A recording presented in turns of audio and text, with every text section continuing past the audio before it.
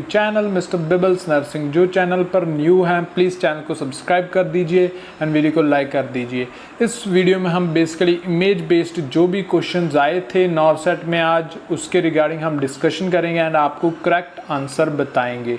सो मेरे साथ बने रहिए एंड वीडियो को लाइक कर दीजिए एंड शेयर कर दीजिए। तो सबसे पहले तो प्लीज़ जो न्यू हैं चैनल को सब्सक्राइब कर दीजिए एंड इस चैनल पर हम नॉरसेट के रिगार्डिंग जो भी लेटेस्ट इन्फॉर्मेशन आएगी हम सबसे पहले आप सभी तक पहुंचाएंगे। सो प्लीज़ चैनल को सब्सक्राइब कर दीजिए।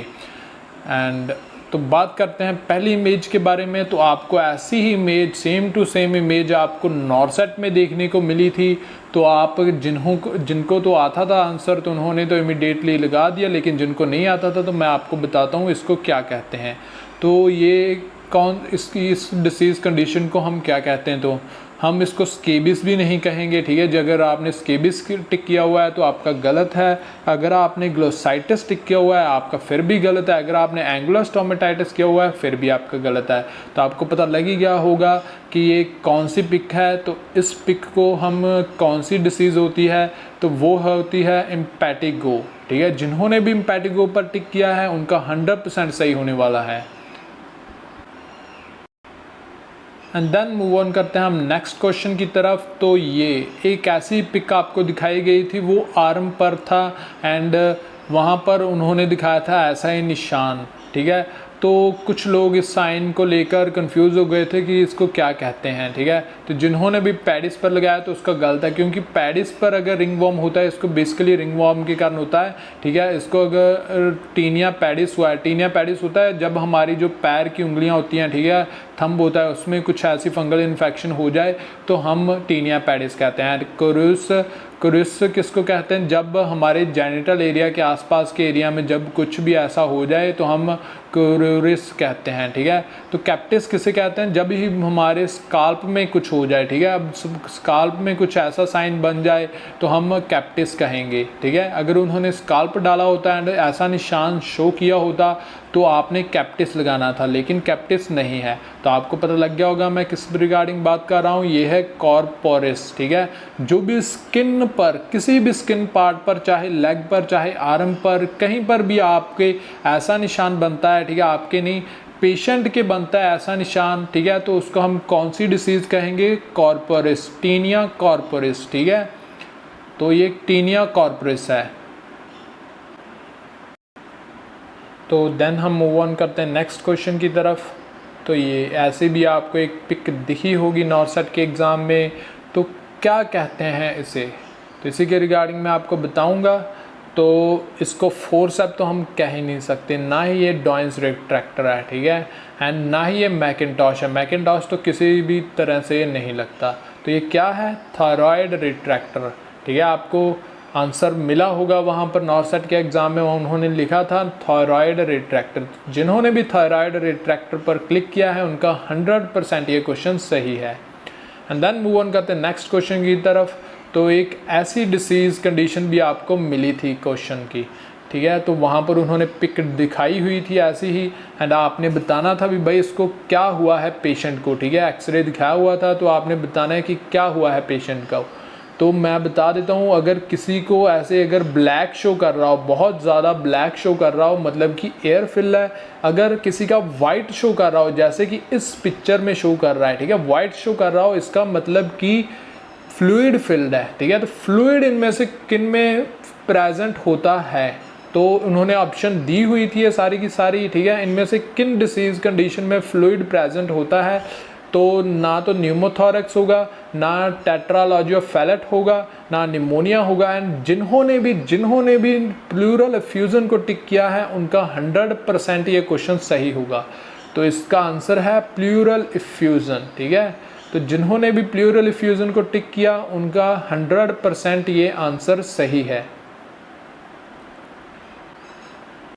एंड देन मूव ऑन करते हैं नेक्स्ट क्वेश्चन की तरफ। तो आइडेंटिफाई द मास्क। तो आपको ऐसा क्वेश्चन आज नॉरसेट में देखने को मिला था, उन्होंने ऐसी पिक शो की हुई थी एंड आपसे पूछा था कि भाई ये कौन सा मास्क है। तो बहुत ही सिंपल क्वेश्चन था। जिनको इसमें भी कंफ्यूजन हो रही है तो भाई आप अपना बेसिक क्लियर करो, ठीक है, तो फिर ही आप एग्ज़ाम देने जाओ। तो इस पिक को हम क्या कहते हैं, ठीक है। तो बेसिक्स क्लियर होना, मैं बार बार अपनी जो भी मेरी वीडियो में उठा कर देख लो, मैंने हर किसी में कहा कि आप अपना बेसिक्स क्लियर करो। बेसिक जब तक क्लियर नहीं होते ना आपके, आप कोई एग्ज़ाम क्रैक नहीं कर पाओगे, ठीक है। बेसिक्स क्लियर करो। तो इस पिक को हम क्या कहते हैं?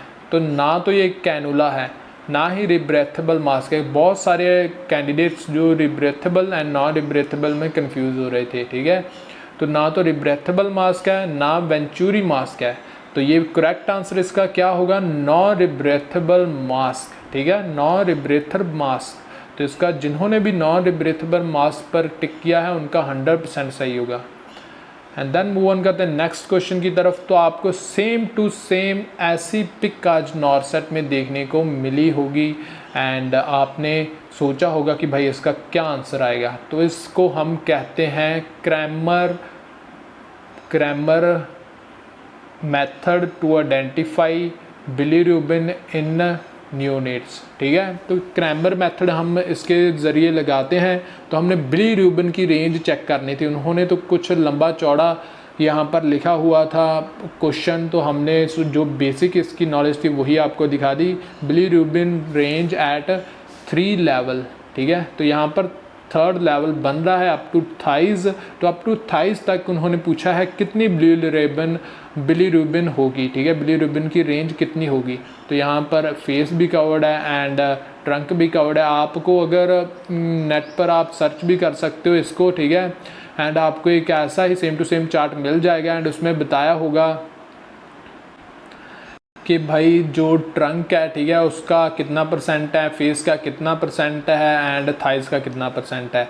तो थाइज तक अप टू थाइज तक कितने mg/डेसीलीटर का बिलीरुबिन रेंज आती है। ना तो वो अगर किसी ने 5 to 10 किया हुआ है गलत है, जिसने भी 4 to 8 किया हुआ है गलत है, जिसने भी 12 to 15 किया हुआ है वो भी गलत है। 12 to 15 इस तरह होना था अगर उन्होंने ये भी किया होता भी भाई 5 तक आइडेंटिफाई करो भी, उसके फीट एंड जो लेग्स हैं एंड हैंड्स आर्म्स हैं, अगर ये भी इन्वॉल्व होते जॉन्डिस में, ठीक है, फिर 12 to 15 आना था, ठीक है। तो ये उन्होंने नहीं कहा, उन्होंने सिर्फ और सिर्फ यहाँ पर थाइस तक कहा। तो थाइस तक कितना होगा? थाइस तक होगा 9 to 12। जिन्होंने भी 9 to 12 क्लिक किया है उनका 100% सही होगा। एंड देन मूव ऑन करते हैं नेक्स्ट क्वेश्चन की तरफ। तो ऐसी ECG आपको देखने को मिली थी आज नॉरसेट के एग्ज़ाम में, ठीक है। इस ECG को बेसिकली हम कहते हैं स्वातुथ शेप्ड, ठीक है, स्वातुथ शेप्ड की होती है ऐसे ऐसे कर एंड देन इसको आइडेंटिफाई करना था भाई इसको क्या कहते हैं। तो ऑप्शन में काफ़ी कुछ लिखा हुआ था, arterial Flutter and sinus and tachycardia, ऐसे काफ़ी कुछ लिखा हुआ था। तो उसमें ए ऑप्शन दिया हुआ था आर्टेरियल फ्लटर, ठीक है। तो जिन्होंने भी आर्टेरियल फ्लटर को क्लिक किया है, ए ऑप्शन को टिक किया है, उनका ये 100% आंसर सही होगा। आपको टेंशन लेने की ज़रूरत नहीं, आपका एक नंबर आ गया, ठीक है। आर्टेरियल फ्लटर कहते हैं इसे हम इस इमेज को, ठीक है। अगर आपको आगे आने वाले भी एग्ज़ाम में कुछ ऐसी इमेज देखने को मिलती है तो आपने आर्टेरियल फ्लटर पर लगाना है, ठीक है। And then please subscribe my YouTube channel. जो भी लेटेस्ट अपडेट्स आएगी रिज़ल्ट के रिलेटेड, जब तक रिज़ल्ट नहीं आता, ठीक है, जब भी रिज़ल्ट आएगा हम सबसे पहले आप सभी तक पहुंचाएंगे। एंड आप सभी के सामने यहाँ पर एक वीडियो शो हो रही होगी साइड में यहाँ पर, एंड उस वीडियो पर जाकर आप जो भी मैंने पिक्चर्स नहीं क्वेश्चंस की बनाई हुई है वो अप टू मैंने 50 क्वेश्चंस कवर अप किए हैं उसमें जो नॉरसेट में आए हुए थे। तो आप उन 50 क्वेश्चंस को जाकर देख लेना, ठीक है, आपके सही है या गलत है। एक तो पार्ट 1 आपको मैंने यहाँ पर दिया हुआ है, ये पार्ट 1 है, इसको क्लिक कर आप देख लेना। एंड यहाँ पर आपको मेरा आइकॉन शो हो रहा होगा एंड उसको क्लिक कीजिए एंड सब्सक्राइब कर दीजिए मेरे चैनल को। Thank you for watching this video. Please subscribe my YouTube channel for latest updates. Thank you.